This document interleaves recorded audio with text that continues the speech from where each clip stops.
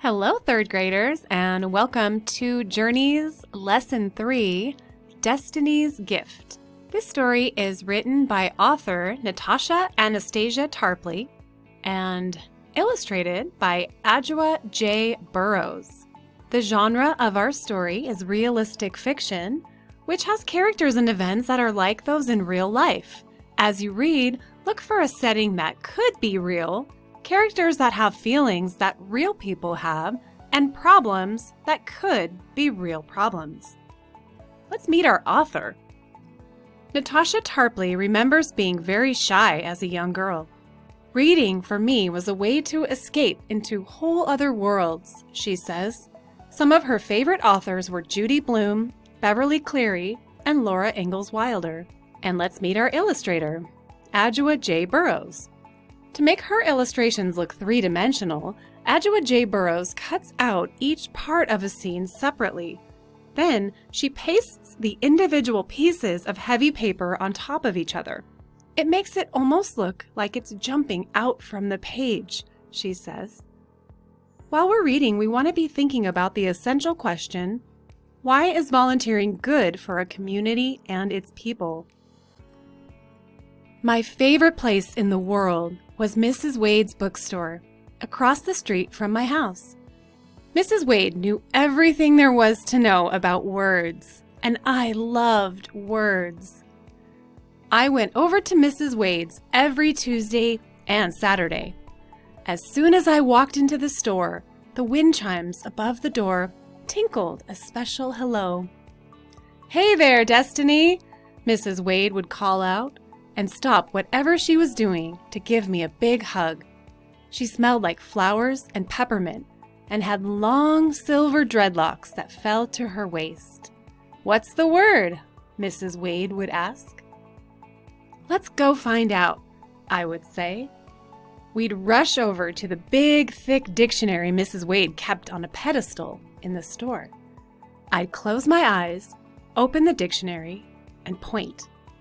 Whatever word my finger landed on was our word for the day. Mrs. Wade always helped me with words I didn't understand. We sounded out each word and picked it apart like a puzzle until I knew all there was to know about the word. I wrote down everything in my notebook, which I carried everywhere I went. When I wasn't writing words, I was reading them, gobbling them up from the pages of books as if they were candy. Mrs. Wade always gave me new books to read. She even introduced me to real authors who came to read their books at her store. I liked to talk to them because they loved words just like I did. That's how I decided I wanted to become a writer when I grew up. On Saturdays, Mama and Daddy let me stay at Mrs. Wade's until closing. I helped Mrs. Wade around the store. I watered the plants and fluffed the big comfy pillows where people could curl up and read on the floor. Then, Mrs. Wade and I would put the new books on the shelves. Sometimes I'd open a book, stick my nose in between the pages, and take a big whiff. It smelled like ink and grass and the old clothes in my granny's closet. The crisp paper felt like autumn leaves between my fingers.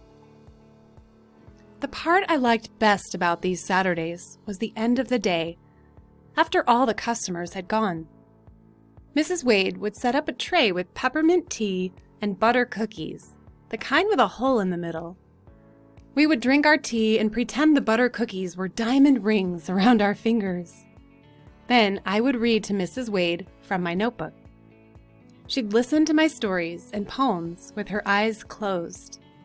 I'd imagine I was a famous author reading to a room full of people. Sometimes, after I finished reading, Mrs. Wade would open her eyes and say, "Words are a very powerful gift." I wasn't sure what she meant, but I felt very important indeed.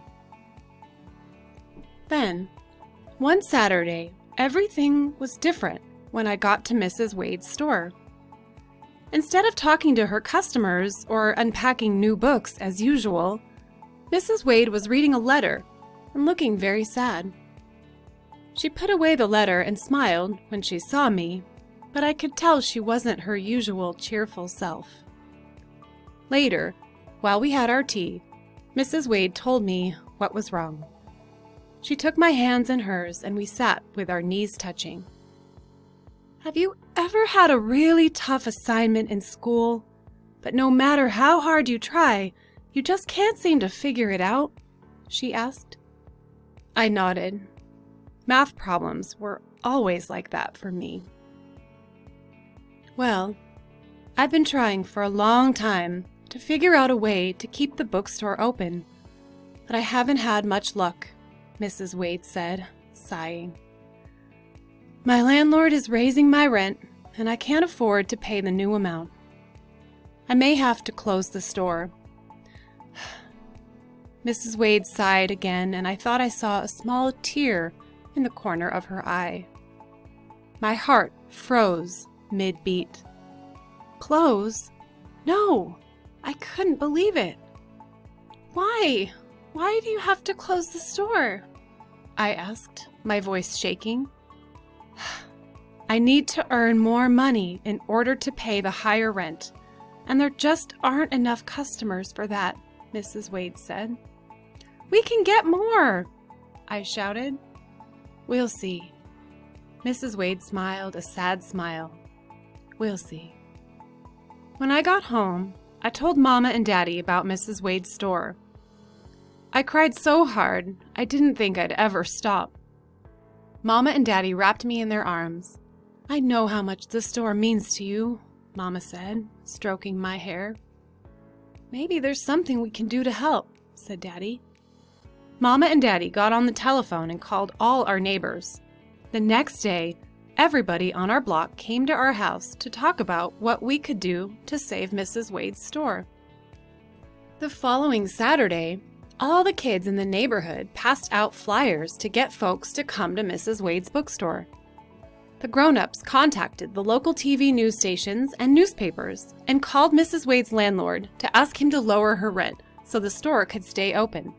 On Sunday, we made signs that said, "Save our store," and then marched around the neighborhood. It felt like being in a parade. The next Saturday, we had a huge block party to raise money. There was singing and dancing and tables full of good food. I helped Mrs. Wade at her table, and we sold boxes and boxes of books. I had so much fun, I almost forgot to feel sad. Almost. Even with all the signs and the flyers and the block party, I still wanted to do something special for Mrs. Wade. I wanted to give her a gift that would be just from me. I thought and thought, but couldn't come up with any ideas. "What are you thinking so hard about?" Mama asked. "I want to make a special gift for Mrs. Wade, but I can't think of anything," I said. "Well, why don't you close your eyes and take a deep breath," Mama said. "Then remember all the good times you had with Mrs. Wade at the bookstore. I'm sure you'll come up with something." I closed my eyes and followed Mama's suggestion. Suddenly, I had an idea. I jumped up, got out a new notebook, and started to write. I wrote down everything I loved about Mrs. Wade's store, from the sound of the wind chimes hanging on the door to the smell of the brand new books and Mrs. Wade's peppermint tea. I wrote all afternoon and all evening long. Mama and Daddy even let me write during dinner.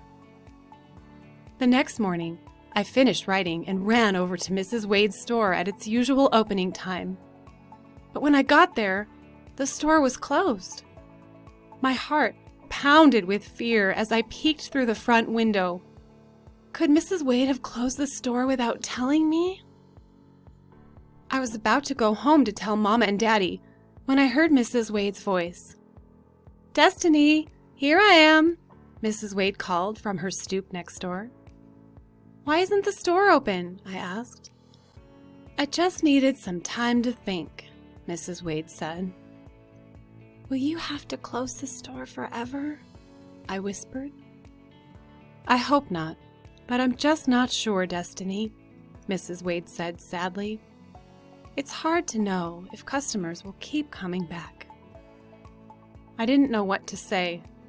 Then I remembered my notebook.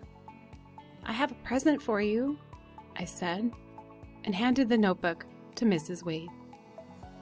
Her eyes lit up with surprise when she opened it and saw Mrs. Wade's Bookstore by Destiny Crawford. Why don't you read it to me? Mrs. Wade asked, a big smile spreading across her face. I read every word as Mrs. Wade listened with her eyes closed. When I finished, Mrs. Wade gave me a big, long hug. Destiny, this is the best present anyone has ever given me, she said, beaming. Words are a powerful gift indeed. That time, I knew exactly what she meant. Mrs. Wade and I don't know if the store will close, but until then, we are going to keep reading and writing and gobbling up all the words we can. The end. I hope you enjoyed our story, Destiny's Gift, and I'll see you next time.